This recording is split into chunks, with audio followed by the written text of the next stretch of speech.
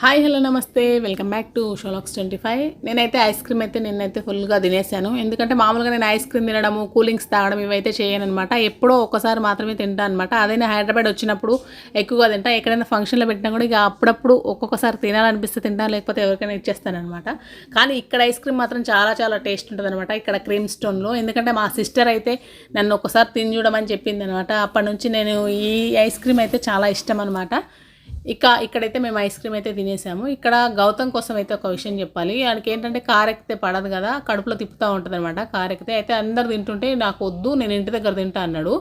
అట్లా అనేసి అందరు తినేసరికి నేను తింటా అని చెప్పేసి తీసుకొని తిన్నాడు అనమాట. తినుకుంటా మళ్ళీ అమ్మో ఇప్పుడు నేను కార్లో రావాలా, నన్ను ఆటో బుక్ చేయండి, నేను ఆటోలో వస్తానంటాను. అక్కడ చిట్టి తల్లి చూసారా, చక్కగా కూర్చొని అయితే ఐస్ క్రీమ్ తింటుంది.